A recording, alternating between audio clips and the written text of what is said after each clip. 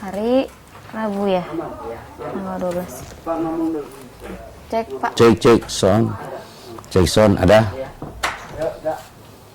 Berangkat. Yuk. Enggak berangkat. Berangkat gak? Kemana tuh?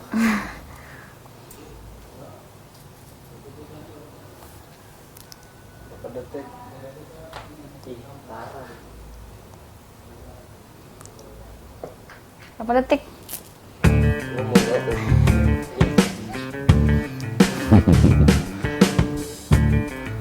Sejauh berarti. Salah. Silent dulu, hey. Kalau ramai lucu, apa yang silent dulu? 1 menit Bang Hek. Oke. Oke.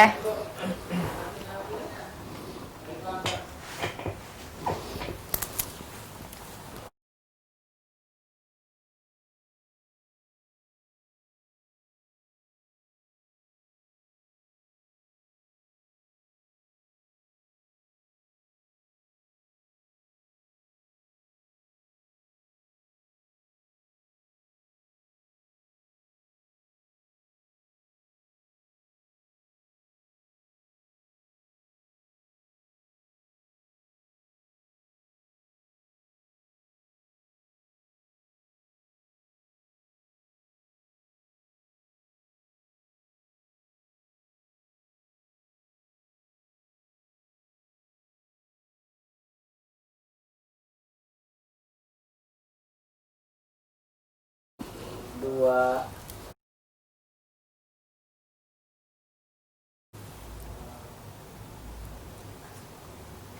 Assalamualaikum warahmatullahi wabarakatuh. Pemirsa Sultan TV, apa kabar Anda? Semoga hari ini Anda masih tetap semangat dan juga sehat selalu pastinya, dan juga bisa melakukan aktivitas seperti biasa. Dan seperti biasa hari ini pada edisi hari Rabu tanggal 12 Agustus 2020, Bincang hari ini hadir kembali menjumpai Anda tentunya bersama saya Hanifah Abdillah, dan juga saya tidak sendiri. Sudah ada narasumber hari ini yang luar biasa juga. Narasumber kita tentunya kita akan bahas tema mengenai menjadi desainer profesional, mau atau tidak. Nah, adapun juga Dr. Sultan di rumah atau pemirsa Sultan TV juga ini untuk bisa saksikan informasi kami melalui live streaming kami di @sultantv.co, atau Anda juga bisa langsung saksikan di fanpage Facebook atau YouTube kami di @sultantv.co, dan juga di website kami di www.sultantv.co. Dan tentu saja mungkin Anda sambil minum kopi atau juga sambil minum teh di rumah juga bisa Anda saksikan, karena siaran kami ini bisa disaksikan dimanapun Anda berada seluruh Indonesia. Pastinya juga seperti biasa, ini pemirsa Sultan TV, kita akan bahas tema hari ini yang cukup menarik juga, menjadi desainer profesional. Barangkali dari pemirsa Sultan TV di rumah ini Dr. Sultan juga ada yang berminat ini untuk menjadi seorang profesional desainer profesional juga. Dan tentu saja kita sudah kehadiran narasumber yang pagi hari ini luar biasa sekali. Hani juga baru pertama kali bertemu nih. Kita akan sapa langsung. Sudah ada Kang Andi Suhud Trisna Hadi. Assalamualaikum. Waalaikumsalam. Sehat hari ini? Alhamdulillah. Alhamdulillah. Tadi gimana perjalanan? Perjalanan Lancar. asik, cuaca bagus. Lancar ya? Ya, lancar. Dari mana? Di rumah? Iya, dari rumah. Dari rumah ya? Iya. Aktivitas kegiatan seperti apa nih kesibukannya Kang Andi sendiri hari ini? Aktivitas saya tiap hari ya di kantor, di Suhud, kemudian sorenya nongkrong di kafe. Oke, wah, tongkrongan kafe ya, ngopi. Kafenya kafe sendiri ya. Kafe sendiri luar biasa. Wah, di mana kafenya tuh? Ada di belakang Polsek Tak-Takan. Oke, Iya. Pak Andi, Hani manggil Kang Andi aja kan? Iya, Kang Andi. Kang Andi boleh. punya kafe juga ternyata. Iya. Ini belakang Polsek. Belakang Polsek Tak-Takan. Tak-Takan. Di halaman kantor saya. Halamannya, oh kantornya di situ Jadi juga. tinggal pindah kalau sore, tinggal pindah keluar. Oke, luar biasa. Aktivitasnya berarti setiap hari ada ya. Ada di situ. Tapi ke kafe juga tempat kopi atau apa nih? Ya, Bisa kopi, ngopi? kopi, Ngopi juga? iya. Hani suka kopi di mana ya? boleh, Berkunjung boleh, ya. siap. Buat semua kru Sultan TV juga boleh. Boleh ya, oke siap. Nah ini Kang Andi, kita hari ini bahas cukup tema yang menarik Ya. juga. Ini tentang menjadi desainer profesional. Sepertinya memang Kang Andi sendiri sudah tergelut cukup lama gitu ya di dunia desainer. Ya, Kita sebelum 90-an.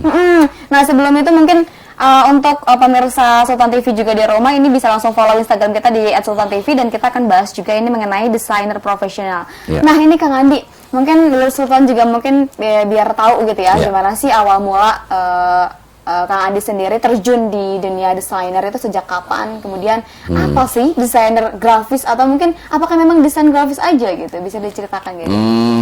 Kalau saya mulai terjun itu sekitar tahun 90-an ya. Oke. Saat itu dunia komputer baru diramaikan dengan hadirnya platform yang bernama Windows. Windows, oke. Ya sebelumnya kan ya, seperti kita tahu di era sebelum itu ada DOS ya, ya artinya tidak visualnya kurang menarik lah. Tetapi pada saat Windows ini hadir, nah perkembangan software untuk tools sebagai alat untuk mendesain juga mulai banyak gitu. Okay.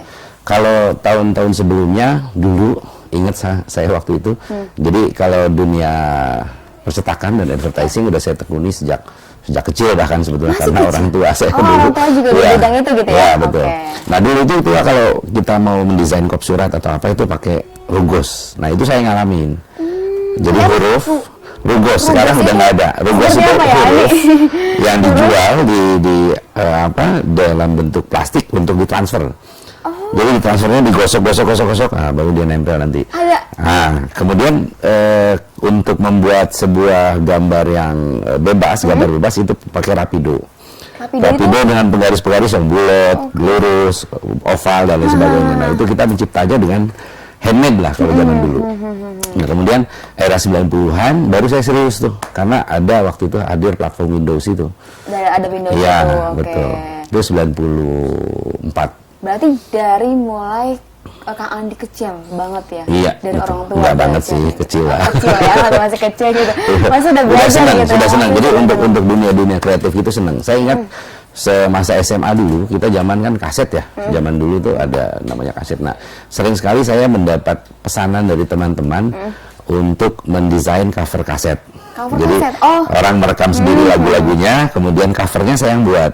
Di ilustrasi dan dengan rugos itu gitu. Emang Kita waktu sering sebelum itu belum ada sekolah. Belum harus ada pakai komputer. Oh, belum ada ya. Belum ada komputer yang untuk desain gitu loh. Berarti pakai rugos aja. Pakai rugos dan handmade, semuanya handmade. Pakai Rapido dari mulai yang 0,1, 0,2, 0,3, ukurannya macam-macam ketebalan pulpennya itu. Rapido itu sejenis pulpen yang tintanya cukup bagus. Rapido, Ya. kayak pulpen gitu. Kayak pulpen. Oke, tapi sekarang sudah tidak ditemukan lagi. Ada sekarang masih ada. ada. Arsitek masih Rugos pakai. juga masih. Rugos Masih ada beberapa. masih ada, ya? Masih. Oh. Iya. Cuma belum kebayang aja gitu, masih belum tahu. Ani baru tahu gitu ternyata nih. Itu jadi saya dunianya dari sebelum komputer ya. Oke, pas ada Windows Sebelum ketika itu digital. Baru mulai dikembangin banyak software dan saya mulai mencoba banyak software juga waktu itu. Dan di situ lompatannya cukup luar biasa. Setelah itu dunia desain grafis. Belajarnya terutama di otodidak? Serang. Belajar otodidak saya. Otodidak. Benar-benar sendiri sekali menggunakan komputer. Sendiri dan ketik-ketik sering gitu. bergaul dengan kawan-kawan. Oke. Gitu, sering bergaul dengan komunitas. Gitu. Nah, ngomongin desain grafis, dan Ya. mungkin pemirsa Sultan TV juga ingin tahu apa sebenarnya desain grafis itu sih? Nah, yang banyak orang salah menilai itu desain grafis. Seorang desainer grafis adalah seorang seniman. Padahal kalau menurut saya bukan. Kenapa? Desainer grafis itu adalah seorang kreatif profesional. Kreatif profesional. Ya, profesional kreatif. Jadi kalau seniman itu nggak bisa diatur orang, nggak bisa dipesan. Saya pengen lukisannya begini gayanya segala macam, walaupun itu berbeda dari aliran dia kan nggak bisa. Artinya dia sudah memiliki gaya sendiri. Iya. Tapi kalau untuk seorang profesional desain grafis, dia harus bisa memenuhi keinginan si klien. Kemudian juga dia harus tahu marketnya si klien itu. Intinya kalau desainer grafis itu sebetulnya komunikasi. Ilmu komunikasi. Jadi bagaimana kita berkomunikasi melalui sebuah visual, garis atau apapun itu. Kemudian komunikasi ini akan disampaikan kepada siapa. Nah, ini kita harus tahu. Artinya kita tidak bisa asal bagus komposisi begini ya, tapi begitu target marketnya melihat kemudian tidak tertarik, itu berarti karya itu gagal, kreasi itu gagal. Tapi begitu kita buat misalnya untuk anak-anak muda acaranya, kemudian kita buat desainnya dan anak-anak muda itu tertarik, minimal membaca saja mereka, atau misalnya menaruh perhatian, nah itu berarti berhasil. Oke, berarti ada pesan yang disampaikan. Pesannya disampaikan tepat kepada sasarannya gitu loh. Jadi kalau kita ingin acaranya atau misalnya produk itu ingin kita sampaikan ke kalangan ibu-ibu, kemudian ke kalangan anak-anak, kalangan anak muda, itu kan berbeda-beda pasti gayanya. Gitu. Oh gitu. Nah ini juga kan desain grafis ini semakin zaman berkembang kan semakin semakin melesat sekali gitu. Ya. Maksudnya banyak juga orang yang butuh, ya nggak sih? Ya, Kayak, betul. ya apa-apa sekarang tuh kayak bahkan dari mulai yang terkecil deh feed Instagram contohnya, Ya, betul. itu pakai desain biar rapi gitu. Ya. Terus juga orang-orang tuh dia kayak Dia pengen tertarik, lihat aware, branding, iya ya. gitu tuh branding juga gitu kan. Betul. Itu kan sekarang perkembangannya cukup pesat juga ya. Dari Kang Andi sendiri kan dari mulai Kang Andi katakanlah tadi Analog. pakai gitu analog banget terus sekarang Iya. itu gimana sih? Kang Andi sini bilang tadi bahwa di Kota Serang itu pesat sekali perkembangannya. Iya, Seperti betul. apa itu? Jadi dengan hadirnya dunia digital, semua gambar atau semua hasil karya dari seorang komunikasi visual itu mau tidak mau sangat cepat diterima atau sangat cepat dipaparkan kepada publik. Kalau dulu kita mendesain kemudian di-print, nah ini untuk diperbanyak kita membuatkan brosur, Iya, benar. flyers. Kemudian setelah jadi cetak pun kita harus menyebarkannya ke semua titikan gitu. Iya. Untuk menyampaikan ke khalayak itu butuh waktu, Iya. butuh tenaga dan butuh energi. Nah kalau sekarang kita tinggal posting, tahu-tahu sudah sekian ribu, sekian puluh ribu, sekian gitu. Nah artinya sangat cepat sekali. Nah ini menuntut seorang desainer grafis untuk betul-betul profesional dan teliti, detail, persoalan detail. Karena sebuah karyanya itu akan dilihat banyak orang, banyak mata, dan orang tuh akan bisa ngezoom, melihat detailnya dan lain sebagainya. Nah ini yang memang menjadi tantangan untuk seorang desainer grafis profesional. Dan yang terpenting adalah pesannya tersampaikan nggak, komunikasinya itu nyampe nggak kepada halayak atau kepada target yang diinginkan gitu. Itu kan goalsnya di situ. Iya ya, pesannya sampai Ya. pada halayak. Gitu. Kemudian juga apalagi kalau level berikutnya itu sebuah desain komunikasi visual sudah bisa menggugah emosi si audiens. Nah itu juga step berikutnya tuh. Selain menarik, juga harus bisa menggugah emosi, misalnya dari kata-katanya. Orang menjadi senang, orang menjadi sedih, Atau terharu atau gitu ya. terharu gitu kan. Nah Iya, itu iya. ada sebuah triknya juga. Oke, nah ini kan ngomongin desain grafis juga kan, Kak Andi sendiri bilang belajar secara otodidak. Iya. Baik, nah buat teman-teman mungkin dari pemirsa Sultan TV di rumah kan karena mungkin nonton siaran ini terus kemudian pengen sekali gitu belajar desain grafis. Sebenarnya banyak gak sih kayak media atau platform atau apapun itu yang memang belajar tentang desain grafis dan gimana di wadahnya itu apa saja sih gitu. Kalau di Kota Serang seperti apa nih, Kang Saya Andi? pernah terjebak, kalau saya sebut sih terjebak, Gimana menjadi dosen 10 tahun, dosen desain grafis. Ya. Oh my God, di salah satu Stikom, universitas sini. salah Oke, satu di Serang universitas tapi ya? Serang, Oke. ya. Nah, dalam teknik pengajaran saya itu karena saya dosen praktisi, saya bukan akademisi. Saya selalu mengajarkan yang pertama kali adalah mindset. Mindset. Percayalah bahwa software atau komputer itu hanya perangkat, hanya alat. Iya. Kalau pelukis itu mereka kuasnya. Iya. Tetap kemampuan itu adanya di kepala kita. Bagaimana kita bisa menguasai bahasa-bahasa market, bagaimana kita bisa menguasai bahasa-bahasa audiens, masyarakat dan lain sebagainya. Itu yang paling penting dulu.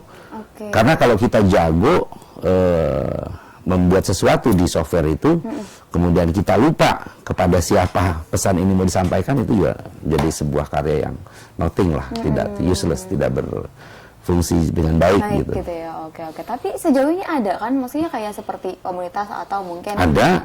Salah satunya di kafe saya juga ada. Oh, di kafe. Kumpulnya salah satu. Boleh itu siapapun. Boleh siapapun. Dan saya memang sedang mengumpulkan anak muda, milenial yang memang punya kemampuan dan punya keinginan untuk mengembangkan bidang desain gitu grafis ya. itu. Oke, desain grafis yang kita ketahui juga sudah banyak sekali gitu di zaman yang serba digital sekarang, Iya. 4.0 katakanlah gitu. Iya, Atau betul. sekarang juga tuh mungkin bentar lagi 5.0 katanya. Iya, Iya nggak sih? betul. Kata kemarin saya Iya. wawancara dengan Gabungan Mbak dari Waci semuanya. katanya Iya, 5.0 katanya. Nah, ini Menuju. kan jadi ini juga ya. Jadi semakin banyak juga klien atau mungkin orang yang minat juga di bidang itu gitu. Atau bahkan mereka juga membutuhkan hal itu gitu. Kalau bagi Seperti saya, semua orang dituntut harus bisa jadinya. Harus bisa jadi. Sekarang semua profesi profesi harus bisa paling tidak menguasai lah. Artinya gini, sekarang toolsnya itu dari yang saya ceritakan tadi, dari software-software yang ada di platform Windows, Macintosh dan lain sebagainya, sekarang malah berkembang di handphone. Iya. Artinya kalau kita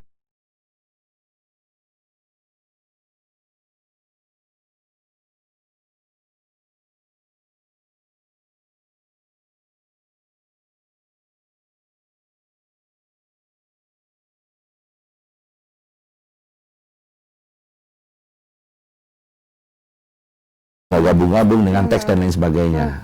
Nah itu kan semua orang dituntut untuk bisa.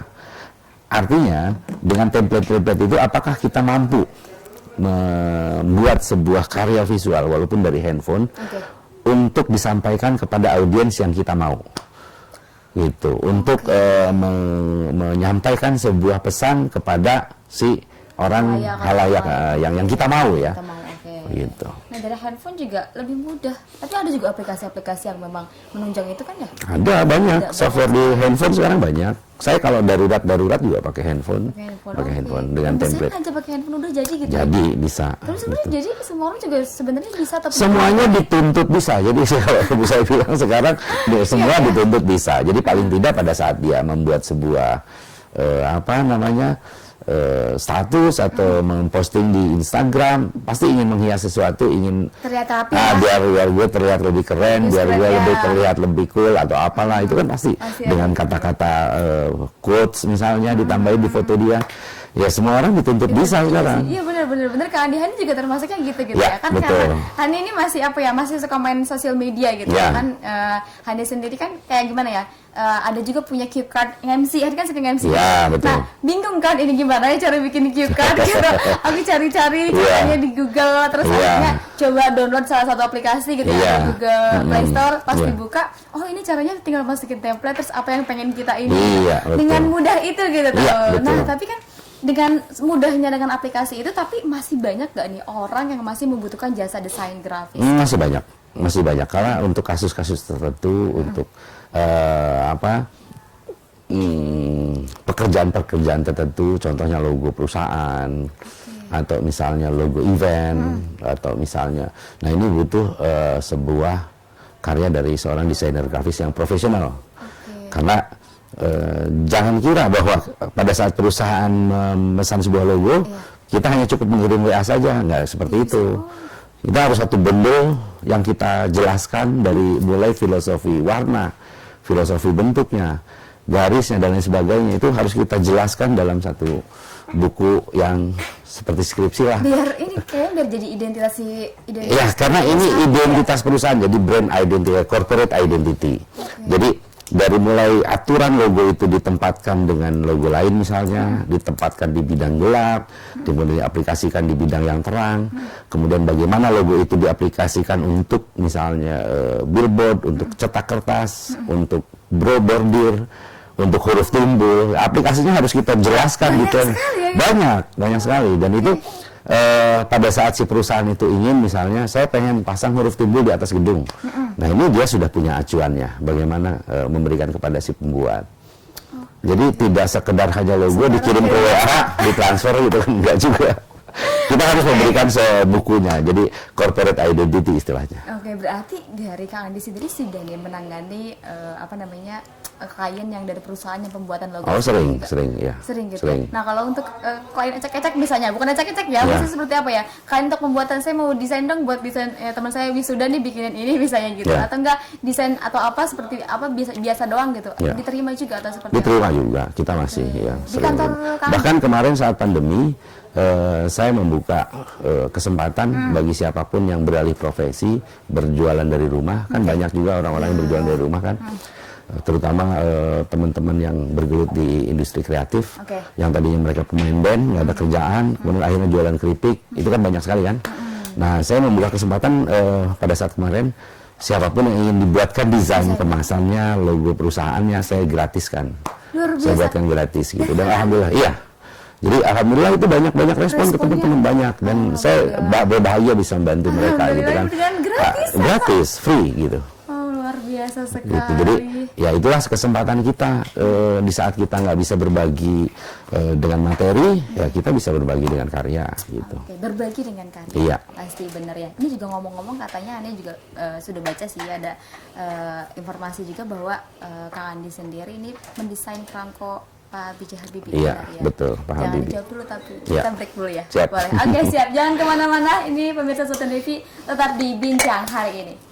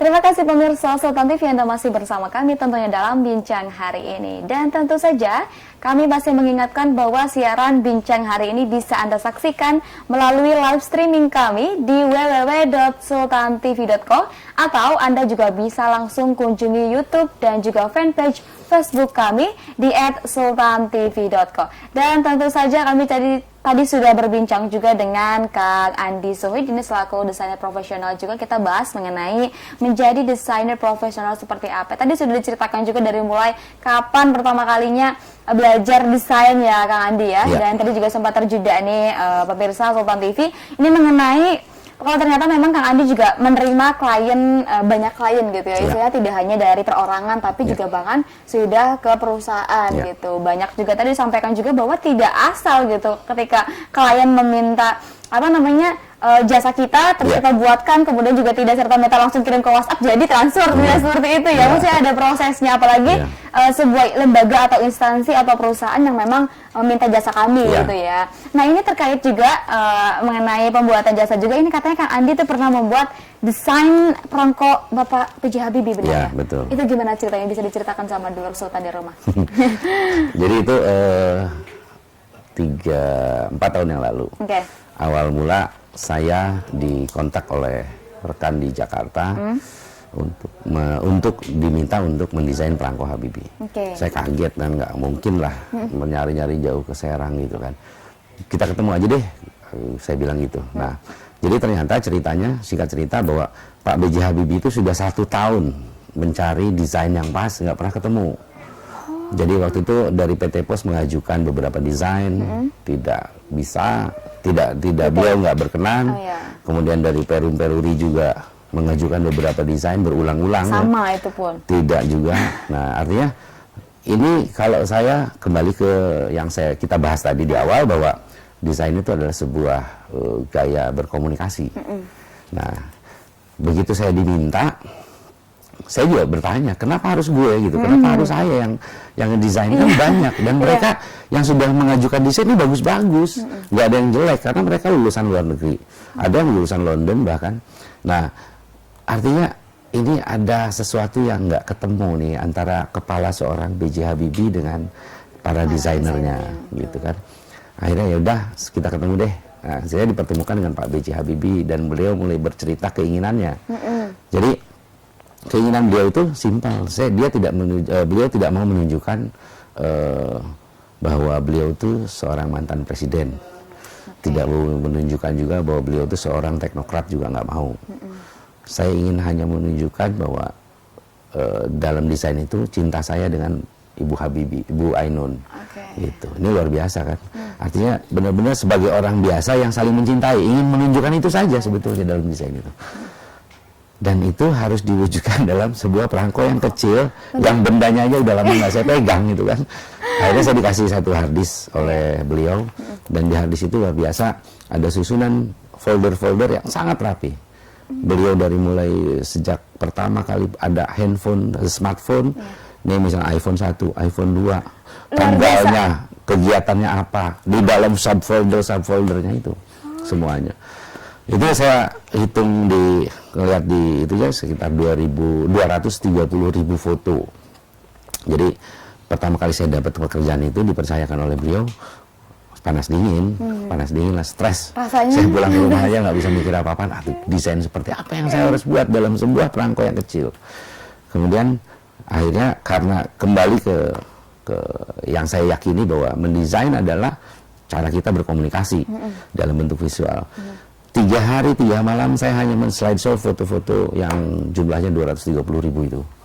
Saya slideshow, saya kemudian browsing juga di internet tentang Pak Habibie, dan saya menonton filmnya berulang-ulang 3 kali sampai berulang-ulang. Jadi saya harus mengenal banget, saya harus meresap banget sosok seorang B.J. Habibie yang bukan orang biasa tentunya, karena tokoh dunia kan beliau, kebanggaan masyarakat juga. Artinya saya harus, dan dari kebesaran yang ada di prestasi-prestasi beliau itu, saya harus menunjukkan satu hal, cinta B.J. Habibie dan Bu Ainun. Nah, ini luar biasa gitu. Akhirnya saya dapat ide waktu itu untuk menggabungkan beberapa foto menjadi foto yang besar, mozaik kalau dalam teknik desain. Nah ini saya lihat dari desain sebelumnya tidak ada yang menawarkan mozaik. Oh belum. Ya, jadi dalam satu perangko itu, dalam satu desain perangko yang besar dengan covernya itu terdiri dari beberapa foto yang kalau dilihat gini tetap foto Pak Habibie. Tapi di zoom lagi itu jadi foto-foto. Karena itu kalau di zoom foto-foto kecil-kecil banyak. Oh gitu. Oh itu namanya mozaik. Dan itu foto-foto yang di dalam situ sebagian besar 80% yang saya susun di situ adalah foto yang belum pernah dipublikasi. Jadi foto-foto Pak Habibie selfie dengan Bu Ainun menjulurkan lidah itu ada di situ. Emang pribadi banget foto-foto pribadi gitu ya? Karena dari handphone masing-masing itu, handphone Bu Ainun dan handphone Pak Habibie. Dan luar biasa bisa melihat langsung foto-foto yang asli dari handphone beliau. Kemudian saya gabung-gabung.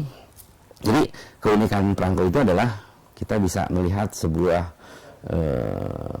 visual yang bercerita, foto-foto yang bercerita tentang hidup beliau, bagaimana di kolam renang dengan cucu-cucunya, itu ada semua story of life B.J. Habibie. Nah, saat saya ajukan 2 minggu kemudian setelah diminta, itu ya deg-degan juga lah, karena apalagi sudah beberapa kali kan, sudah puluhan kali desain yang ditolak. Nah, beliau orangnya sangat detail, jadi tidak ngomong, ada kurang lebih 30 menit hanya memperhatikan saja semua melihat itu, aja. melihat. Begitu ditanya oleh Pak Tarek waktu itu, gimana Pak desain yang ini? Oke, saya setuju, saya mau yang ini. Nah, itu luar biasa. Saya Rasanya udah gimana? kayak lemes, kayak nggak ada tulang gitu. Jadi alhamdulillah itu sebuah kalau bagi saya ya, kebanggaan dan prestasi dari dedikasi saya selama ini terhadap dunia kreatif dan desain gitu. Gitu. Ya seorang Habibie yang langsung meminta, ya, gitu ya, untuk iya, mendesainkan perangko Perangko, gitu ya. ya. Itu kesulitannya apa sih, Kang Andi? Ya kesulitan. Apakah tadi itu kesulitannya harus nonton dulu Iya, videonya kita gitu? harus mengenal banget seorang Pak Habibie dan harus tahu juga bagaimana respon publik terhadap seorang sosok Habibie dan Ainun. Oh, mereka tuh sangat inspiratif. Berarti kan kita harus bisa mewakili pesan yang disampaikan oleh Pak Habibie melalui perangkonya, dan publik juga menyambutnya dengan sukacita. Artinya walaupun itu sebuah perangko yang cuma 1 lembar, kecil pula gitu. ya kecil pula, orang bisa mengeksplora kehidupan beliau melalui kaca pembesar. Luar biasa sekali. Aduh, Hani nggak nyangka gitu kalau ternyata ada kecil-kecil foto-fotonya ini Iya, gitu ya. ada foto-foto Nggak kecil. cuma foto Pak B.J. Habibie sama Bu Ainun aja. Enggak, Gitu. dalamnya ada foto-foto kecil, susunan Itu kecil-kecil. berapa banyak tuh dibuatkan perangkonya, dan apakah Saya membuat 8 desain. 8 desain. Membuat 8 desain dengan pola yang sama, cuma foto yang berbeda. Maksud saya untuk alternatif tadinya. Bila nggak setuju yang ini, Bisa kayak kan yang ketemu lain. beliau nggak mungkin bolak-balik kan. Mungkin seperti kesulitan TV. Artinya saya harus one shot, udah sekali aja kita ngajuin 8, mana yang dipilih. Ternyata 8-8-nya beliau ingin dicetak. Semuanya dicetak? Semuanya ingin dicetak.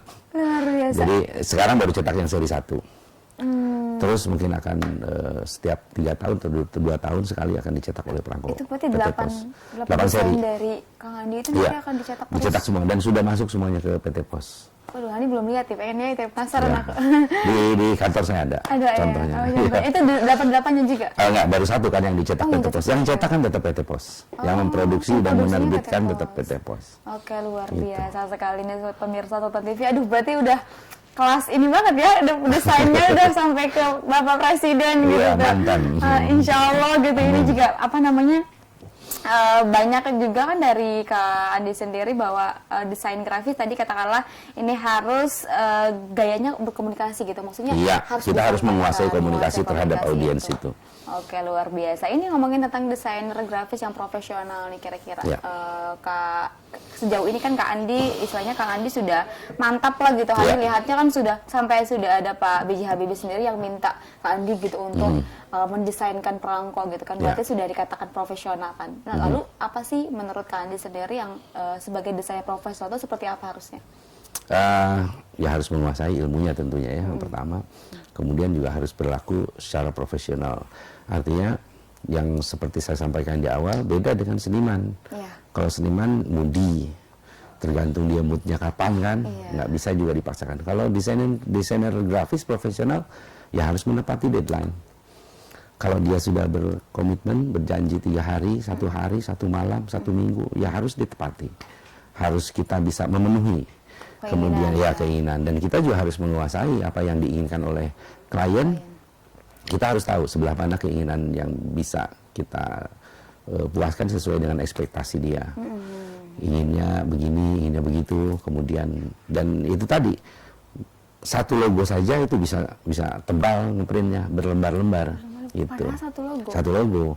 Tapi harus penjelasannya lebih detail. Penjelasannya detail Arti juga kan sih, warna juga. Iya betul, filosofi juga. warna. Dan Filosofi warna. karena begini, dalam unsur logo itu kan ada warna. Nah warna ini sendiri kan kalau untuk perusahaan yang ke perusahaan besar itu kan setiap warna dipatenkan oleh dia. Dipatenkan. Jadi dari mulai Pantone komposisinya berapa warna ini, ada cyan, magenta, yellow, black kalau di printer ya, kalau dicetak. Tapi kalau untuk di komputer, layar itu kan ada warna Pantone, warna ini. Nah ini kita harus mempatenkan masing-masing warna.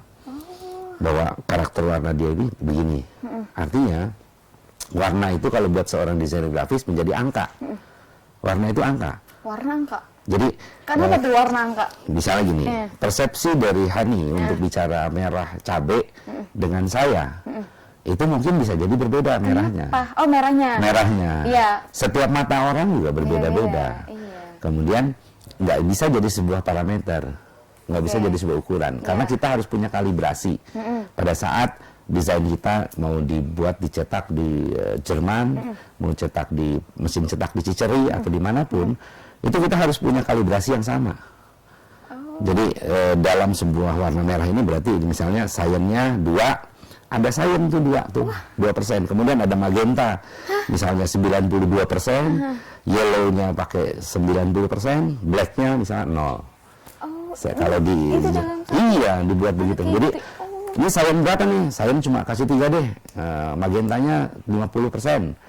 Yellow-nya kasih 70%. Nah, itu jadi warna yang kan monitor saja per komputer berbeda-beda. Monitor jadul dan monitor zaman sekarang dengan laptop saja warna bisa berubah, bergeser. Tapi kalau dengan angka kita punya titik akurasi yang sama. Saat itu dicetak, saat itu dibuat billboard, saat itu dibikin kaos. Jadi pakai angka. Standarnya sama jadinya. Ada pakai angka, iya. Oh, tekniknya gitu Ya, ya. itu salah satu nih. Kemudian tipografi. Tipografi juga. Tipografi Seperti apa huruf. tuh? Huruf. Kita pakai font apa di situ? Misalnya Calibri atau apa, Times New Roman gitu. Ya, kayak gitu. Nah, itu fontnya bayar nggak? Karena begitu font itu diletakkan dalam logo, kita harus membayar lisensi si font itu. Termasuk warna juga kita harus membayar lisensi ke yang ngeluarin warna ya, Pantone atau apa, crayon atau apa. Tidak. Enggak, harus bayar. Kalau untuk kita dijual, kan karya kita dijualnya orang bayar. Berapa? 500 juta, 50 juta, 100 juta. Nah, kita harus membayar unsur-unsur yang ada di logo itu kalau itu milik orang lain. Kalau milik sendiri. Kalau milik sendiri nggak usah. Tapi kan itu milik sendiri harus dibuat secara Iya, harus buat ribet. Enggak ribet juga Bisa sih. kayak tulisan fontnya harus buat sendiri gitu-gitu enggak? Bisa font bikin aja, sendiri. oke, Misalnya kita pakai handmade, gabung ke situ, bisa juga. Tapi sejauh ini kalau ini pakai yang berbayar ininya. Kalau diperlukan saya berbayar. Oke. Kita berbayar lisensi font, nggak mahal kok. Kalau untuk sebuah logo paling sekitar di bawah 1 juta. Gitu. Ada juga yang menjual 200.000, 150.000 fontnya. Misalnya kita milih, ya tinggal cek aja ini font ada di mana, di dafont.com atau di mana. Nah, kemudian kita membayar ke mereka. Ini ada kasus nih sebuah perusahaan nih Kak, Kang Andi, ternyata dia bikin ada event ceritanya, eventnya tuh bikin sebuah logo, logonya ternyata dia menggunakan tidak izin sih menggunakan font itu, Iya, bisa terus kemudian dia minta ganti rugi dan 5 juta dong. Iya. Padahal cuma font itu aja. Iya, itu. 5 juta. Oh, itu yang Kan membuatnya. karya orang lain. Oh, Iya. berarti harus izin terlebih dahulu. Kalaupun memang tidak Bukan izin, membeli. Membeli gitu ya? Iya, kita harus beli. Jadi nggak gratis. Tapi kalau saat kita buat untuk surat, untuk desain sendiri, itu nggak mesti. Jadi personal use namanya, gitu. Kalau untuk klien berarti harus yang berbayar juga. Iya, harus bayar juga. Nah, seperti contoh pada saat saya mendesain foto Pak Habibie, itu kan desain saya terdiri dari foto-foto beliau. Iya. Ya kan? Artinya saya harus memegang hak cipta foto beliau. Iya. Untuk itu saya minta property release ke beliau. Ini saya minta property release foto yang kemarin dikirim dan dibuat desain, beliau harus tanda tangan. Jadi mengizinkan saya menggunakan foto beliau untuk objek desain saya. Gitu. Itu baru ini jadi desain karya saya. Fotonya dari mana? Dari Pak Habibie. Ini license-nya gitu. Saya punya itu property release-nya. Bahkan Arba'in Rambe saat beliau mau pameran foto Pak Habibie, karena foto itu termasuk dalam foto yang sudah di-license-kan ke saya, meminta izin Arba'in Rambe ke saya. Tahu aku pernah ketemu juga. Iya, ini gitu. fotografer profesional juga kan. Kompas. Kompas Ya, Kompas profesional beliau. Oh gitu, Gitu. ada Iya. nggak serta-merta langsung gitu-gitu aja gitu ya. Enggak. Harus ada Iya. tadi katanya. Apalagi sekarang beliau sudah tidak ada kan. Iya. Beliau sudah meninggal. Jadi saya yang pegang property release untuk foto-foto Pak Habibie. Misal ada media ingin menayangkan, menjadikan itu billboard atau apalah segala macam, paling tidak minta izin ke saya penggunaannya gitu. Luar biasa, prosesnya ternyata cukup panjang gitu, hanya tidak menyangkanya gitu Iya, memang terkait dengan hak cipta, terkait karya cipta, iya. Itu ya cukup Iya. ribet juga gitu. Nggak ribet sebetulnya kalau kita tahu. Oh, udah tahu gitu ya. Justru ini jadi bernilai kan. Iya iya benar. Bahwa ini logo saya hargain 100 juta, semuanya udah saya bayar, lisensinya milik Anda. Sudah. Nah, ini lisensi termasuk yang saya bilang pedal itu, yaitu lisensinya kita lampirkan. Gitu. Secara detail juga Iya, gitu betul. ya, agar mungkin dari pihak klien juga puas dan Ya, mereka merasa ya ini jadi identitas Identitas mereka, mereka. corporate identity-nya jadi lebih pede atau lebih berwibawa menggunakannya. tapi sejauh ini Lebih Pak, profesional juga perusahaannya. iya benar, iya benar, Iya. benar profesional juga. Iya. Tapi sejauh ini dari kalian sendiri, klien ada nggak yang komplain atau pernah ada masalah nggak terkait desain grafis dari kalian? Kalau terkait desain enggak. Enggak, Alhamdulillah ya, belum nggak pernah kalau ya. terkait desain, karena kuncinya itu kita misalnya Hani minta desainkan ke saya. Saya harus tahu Hani itu siapa, untuk siapa logo ini dibuat, tujuannya apa, kemudian ini untuk teman-teman saya biar lihat, nah, teman-temannya kayak gimana, siapa aja. Saya harus kenal karakter-karakter mereka, paling tidak sepintas. Bisa disesuaikan lah ya, gitu. Iya, disesuaikan, gitu. Luar Jadi nggak bisa asal, misal Kang tolong dong desainin nama perusahaan saya Harapan Maju. Tanpa saya tahu Harapan Maju itu bergerak di bidang apa, saya nggak akan bisa desain. Oke. Jadi saya harus tahu dia toko beras atau bisnis alat berat atau apa gitu. Saya harus tahu, baru itu karakter itu saya buat. Dari karakter juga itu bisa menimbulkan ide juga mungkin ya? Iya, bukan menimbulkan ide ya. Kita memproduksi karena kayak yang saya bilang tadi, ini untuk berkomunikasi Iya. kepada segmentasi dia. Luar Oh, berarti kalau dia alat berat berarti dia punya segmentasi marketnya perusahaan-perusahaan besar, ya kan?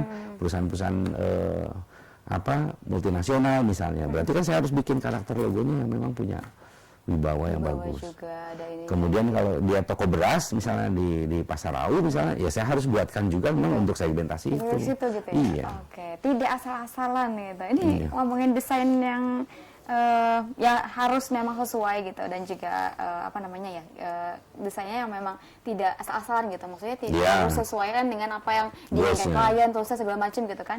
Nah ini ada Hani baca Facebooknya Kang Andi ini Iya. terkait logo Hari Ulang Tahun Kota Serang katanya nih ya. Oh iya. Nah ini nanti Boleh. kita pengen cerita, bisa ya? Boleh. Tapi kita jeda lagi boleh? Iya. Oke, jangan kemana-mana, tetap di Bincang hari ini.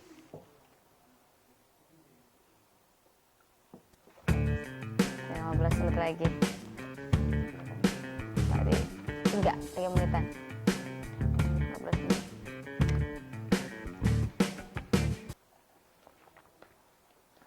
Anda lihat juga Kak Coba, statusnya Kak Coba di Instagram. Menghadapi new normal Karena kemarin juga Kak Coba kesini kan, Iya. Hani juga Coba di Bincang hari ini juga memberitahu ngobrol kami, juga guys, yang terkait harus masuk misi ke desain akademi. sama Design Institute. Pertama, Terus sebelum pas berangkat ngeliat kerja, Kak Coba juga bikin lupa gitu. lindungi mata, mulut, Ini segmen tiga ini? Iya, segmen tiga. Iya. dan Enggak, mulai aja. Apa? Gitu deh. Udah, Masuk transportasi umum. udah ceritain kok sama aku. Guys, bersihkan tangan setelah menyentuh gagang. Nggak mau dia ya cerita atau ruang barang publik. di fasilitas Oh, iya. umum. Sesampai di kantor, pastikan kamu melakukan disinfeksi barang-barang termasuk pakaian. Kemudian jangan lupa cek suhu pakai termogun. Oh iya, pastikan barang-barang dari orang lain bersih ya guys, seperti misalnya kartu ini.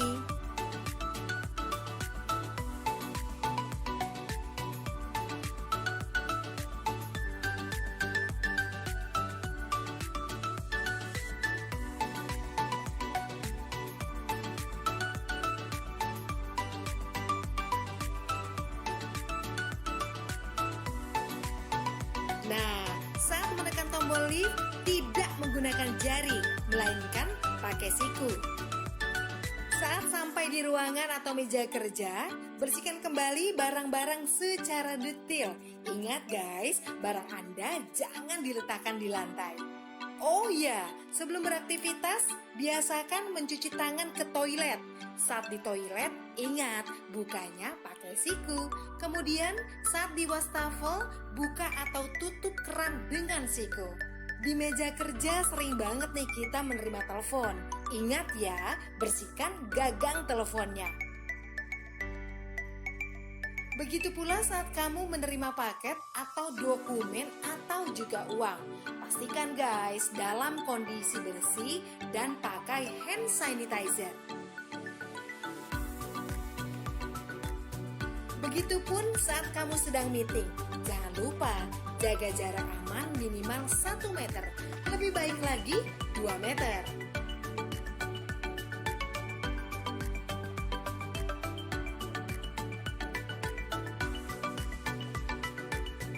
Ya, lagi zaman new normal begini, lebih baik kamu bawa makanan sendiri. Dan pastikan pantry bersih. Pastikan juga tim cleaning service membersihkan secara berkala mulai dari barang-barang di dapur seperti microwave, handle kulkas, meja makan, botol-botol, pokoknya semua deh. Nah, giliran mau pulang, semprotkan disinfektan meja dan alat tulis dan semua peralatan yang sudah dipakai. Saat sampai di rumah, ingat ya guys, biasakan membuka dengan siku. Pastikan sepatu kita tetap bersih dan letakkan sepatu kita di rak tertutup. Lainnya, jangan langsung peluk keluarga di rumah. Cuci tangan dulu, mandi, dan bersihkan barang-barang yang dibawa saat kita kerja. Ribet banget sih ya guys, tapi kita mesti biasakan dengan new normal ini, biar kita tetap bisa bekerja dan selamat.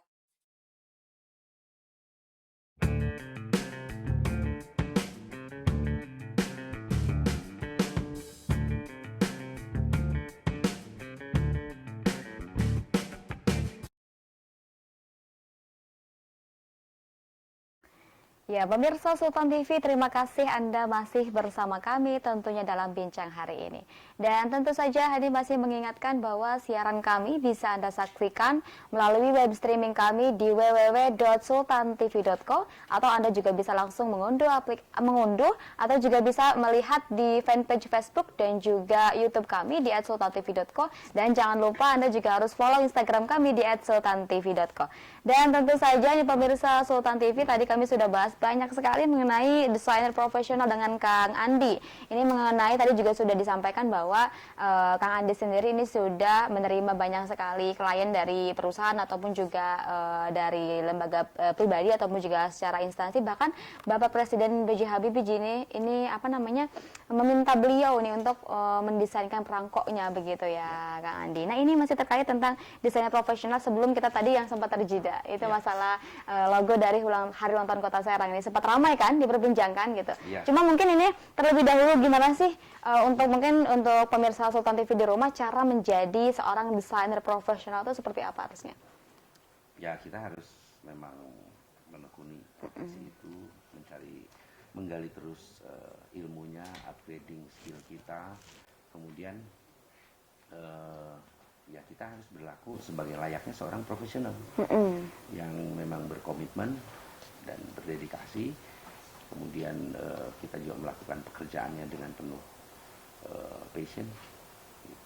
Cara mengidentifikasi bahwa beliau adalah seorang sosok yang misalnya desainer grafis sebagai yang profesional itu seperti apa? Jadi pada saat diminta, cara misalnya ngelihat orang yang desain grafis Profesional, ya. iya. Jadi dari karya yang dia ajukan atau merencanakan sebuah karya yang akan diciptakan, itu sudah terlihat sih sebetulnya bahwa kami akan menggunakan ini. Bagaimana kalau kan ada diskusi ada dulu juga, biasanya. Ada sebuah proses penciptaan. Jadi keinginan kemudian merangkum dalam sebuah visual, dan yang memang menjadi sebuah tantangan kalau dalam sebuah logo misalnya. Ya, dari semua keinginan kepala direksi, dari semua keinginan klien yang ada itu, kita harus rangkum menjadi sebuah logo yang sangat simpel. Bahkan kadang-kadang cuma garis atau ini juga bulatan saja. Itu padahal rangkuman, saya pengen menceritakan gini, saya pengen ada ini. Kita harus buat simpel.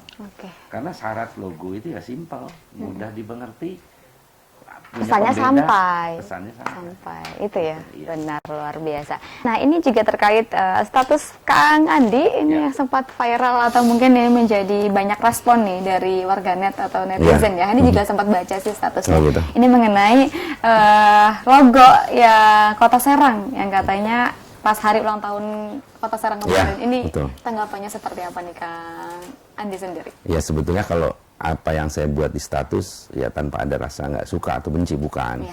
Justru karena saya mencintai kota saya. Saya mencintai kota Serang. Saya mencintai Banten sebagai tempat saya lahir, tempat saya berpijak, dan semua itu memiliki benang merah dalam hidup saya. Iya. Artinya apapun yang terjadi dalam kota Serang, Banten, itu selalu berpengaruh dalam diri saya. Nah, terkait dengan logo itu dan saya buat status itu tidak ada rasa nggak suka atau apa, tendensi terhadap sesuatu pun nggak ada. Bukan ya, bukan nggak suka Saya Kota kritik Serang. membangun. Bahkan itu saya lakukan dari sejak jauh dulu. Dulu, Ada spanduk yang tipe, karena saya nggak tahu harus menghubungi siapa, saya mengkoreksi ini. Oke. Ya kan? Siapa yang bikinnya juga nggak ada yang tahu. Saya tanya ke teman-teman, ada yang tahu, saya nggak tahu. Oh ya udah. Saya buat status itu juga tidak men-tag orang-orang. Oke. Saya satu pun tidak ada yang saya tag. Saya hanya bikin aja begitu, gitu loh. Artinya kalau mungkin ada beberapa pihak yang tersinggung, saya mohon maaf. Tetapi ini harusnya menjadi sebuah kritik membangun, satu. Kedua, ini juga representasi dari masyarakat. Iya. Saya tes loh, saya nggak tag, bikin status, ternyata ratusan komen. Komen banyak. Komennya ratusan. Artinya ini adalah representasi dari bahwa masyarakat juga sama. Sebagian besar minimal kawan-kawan di Facebook saya ya tidak suka gitu dengan logo itu. Padahal saya nggak bilang ini logo jelek amat. Ya, enggak ya benar kan. Saya Enggak hanya bilang bilang gitu. padahal kalau melibatkan teman-teman kreatif Kota Serang banyak yang mau bantu kok gitu kan. Atau misalnya dilombakan, Iya. ini akan lebih bisa punya nilai. Artinya begini, saya yakin corporate semacam Sultan TV ini, kalau logo itu keren, pasti dibuatkan kaos juga. Merayakan HUT Kota Serang, Iya. atau perusahaan-perusahaan lain juga dengan bangganya menempelkan logo itu. Logo itu benar. Seperti logo Pesona Indonesia atau Visit Indonesia zaman dulu kayak gitu-gitu kan. Orang dengan bangganya menempelkan di flyers travel dengan enak bersanding dengan logo lain tuh enak dilihat. Dipandangnya juga Iya, dan bangga orang menggunakannya. Nah, itulah kalau sebuah logo diciptakan dengan serius, dengan profesional, membuat orang bangga untuk memakainya, menggunakannya gitu, brand itu. Tapi kebanyakan juga ini masyarakat juga sepertinya resah atau mungkin melihatnya Ya, dari desain itu seperti apa? Kalau Hani sendiri nih Kak, Kalau ya? saya lihat ya, kalau mau jujur ya, ya asal-asalan. Ya artinya itu tadi, ini bukan dibuat oleh seorang profesional. Ya saya berani berbicara gitu karena si pembuat logo ini berusaha menampung dari semua orang. Harus ada kesan teknologi, harus ada orang main pencak silat. Tapi sekarang lagi pandemi corona, tolong main pencak silatnya pakai masker. Kemudian ada Menara Banten, itu jadi angka 1. Ya semua digabung dan akhirnya jadi logo yang campur aduk. Bahkan secara komposisi, secara itu malah jadi asal. Akhirnya nggak berantakan. Harus ada peta Kota Serang yang mencirikan itu peta gitu misalnya. Semuanya masuk. Bagaimana sih kalau kita campur semuanya, akhirnya tidak menjadi satu kesatuan bahkan. Iya. Ini semuanya terpisah. Karena persyaratan logo itu ada satu kesatuan, kemudian komposisinya, kemudian dominasinya juga. Ada Dominasi itu jadi, dominasi, oke. oh ini bulat, oh ini kotak, sepintas orang tahu. Oh ini KS, oh ini logo Sampurna. Contoh brand Sultan TV, misalnya Logonya itu. nah ini. Nah kalau orang begini saja kan sudah bisa melihat ini identitas logonya Iya. Sultan TV. Iya. Kalau yang sudah mengenal ya kan. Atau misalnya logo Sampurna misalnya, A-nya. A-nya kita potong hanya ujungnya aja, kita sudah bisa mengenali. Oh, itu Sampurna gitu. Ya. Oke. Bahkan media koran dulu, dari sobekannya aja kita sudah tahu ini body text-nya Kompas atau body text-nya Radar Banten, itu sudah jadi sebuah pembeda penggunaan tipografi. Iya benar. Karakter-karakter itu yang seharusnya kita munculkan, didominasikan. Apa nih? Oh ini mencirikan seolah-olah kayak gambar orang sedang berenang misalnya. Tapi dari orang berenang itu didetail lagi, oh ada begini-begini, unsur-unsurnya semua dapat. Paling gampangnya sebetulnya tinggal niru aja sih sebetulnya logo-logo yang sudah ada profesional atau logo-logo yang mendunia. Itu aja Itu paling mudahnya ya paling gitu. mudahnya. Paling Kemudian mudahnya. kita modifikasi kalau memang tidak punya kemampuan gitu loh. Oke. Jangan akhirnya menggabungkan semuanya jadi tidak menjadi satu kesatuan, tidak ada dominasi apapun di situ, juga tidak ada komposisi yang bagus di situ. Termasuk masalah warna juga. Entah Berantakan. kenapa gitu, warnanya kok wah ini kayak Ya begitulah kurang lebih. Gitu. Iya. Tapi dilihat apakah memang itu sampai atau tidak sih Kak Andi, pesannya Kang Andi dari Ya, logo masyarakat HUT bisa Kota menilai Serang. dan kalau saya lihat, kalau saya pribadi justru nggak sampai. Bahkan orang untuk menggunakan logo itu saja masih harus berpikir, karena jadi nggak pride, nggak numbuhin pride gitu, nggak numbuhin kebanggaan gitu. Bahkan loh ini menara gue udah bagus-bagus, ada arsiteknya zaman dulu, kenapa harus jadi ramping seperti pensil gitu kan? Itu sendiri, saya sendiri nggak berani merubah logo gitu kan, apa merubah menara itu dengan bentuknya yang trapesium, kemudian ada heksagonal, itu kan sebuah keunikan. Iya. Kenapa tidak diambil heksagonal saja, kemudian lihat dari atas ini jadi logo heksagon? Apa maksudnya? Oh itu tapaknya menara Banten, tidak mesti dibuat menara. Ini filosofinya sudah dapat. Oh ini heksagon, ini tapaknya menara Banten. Iya. Gitu. Ya kan heksagon sendiri dipakai di logo-logo Cina misalnya yang apa? Yin dan Yang itu kan Yin di dan Yang. dalam heksagon.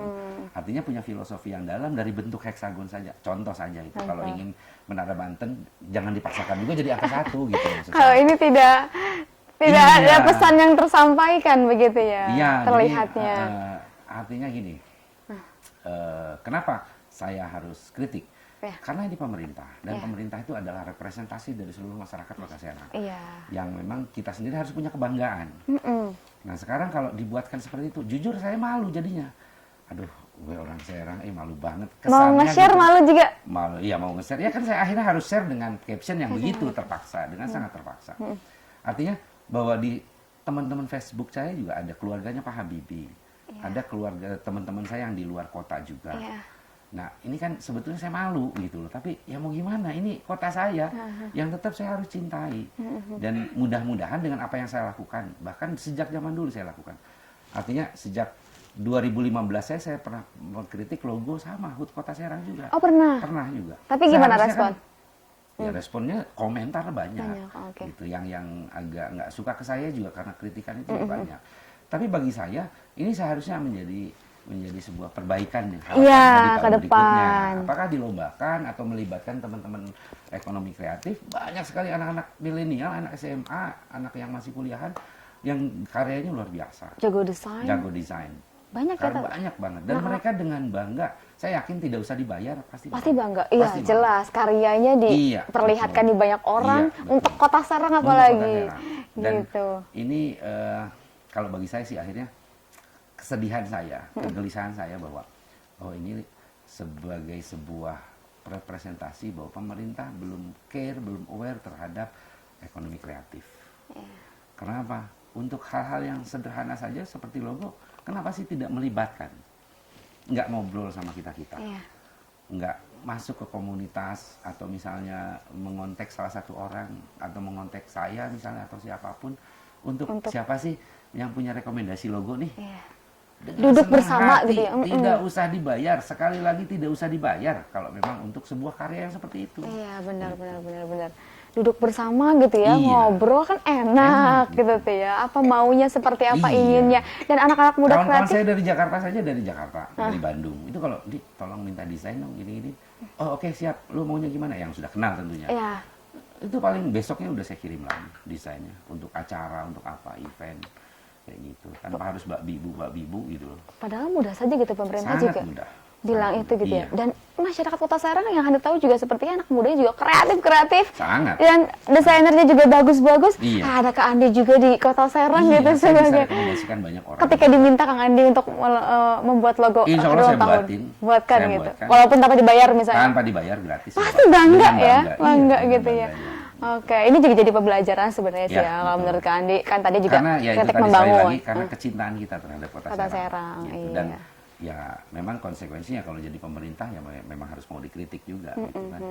Iya sih kan. Dan kita juga ingin memberikan solusi. Ya solusinya itu libatkan saja gitu loh orang-orang yang ahli di bidangnya. Tidak hanya persoalan desain saja, persoalan-persoalan lain juga pelibatan itu diperlukan karena Kota Serang ini nggak akan bisa maju Apabila hanya pemerintah saja atau masyarakat saja. Semua harus bersinergi lah. Kalau menurut Iya, saya begitu. sama-sama bersinergi Iya. ya. Masyarakat bahkan senang ketika Sangat bangga dilibatkan, dan sangat senang. bangga, sangat senang. Nah, adanya kasus ini mungkin jadi pembelajaran juga kan ya Mudah-mudahan Kang Andi kedepannya gitu ke ada depannya. perbaikan. Oke, mungkin harapannya kira-kira Kak Andi mengenai ini kan tentang desainer grafis dan mungkin mengenai logo juga untuk pemerintah, apa sih harapan ke depan kira-kira? harapan ke depan bahwa desain komunikasi visual, desain grafis itu yang disebutkan tadi. Kalau saya lebih suka menyebutnya desain komunikasi visual. Oke. Itu memang menjadi sebuah bagian penting, apalagi dari era digital sekarang ini, industri 4.0, karena ini memegang peranan penting pada saat kita ingin mengkomunikasikan sebuah maksud, sebuah kegiatan atau brand atau apapun itu melalui komunikasi visual yang baik. Artinya kita harus memahami, semua orang dituntut untuk memahami bagaimana desain komunikasi visual ini. Dan ini di era digital ini peluang yang sangat bagus, dan saya ingin semua orang tuh pandai untuk berkomunikasi secara visual dan memahami bagaimana komunikasi visual itu memegang peran penting di era digital sekarang ini.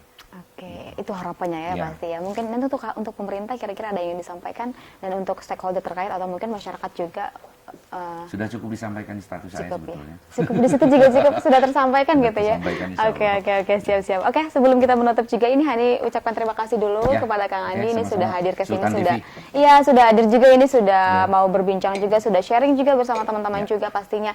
Closing statement, ada kata-kata yang untuk pemirsa di rumah kira-kira.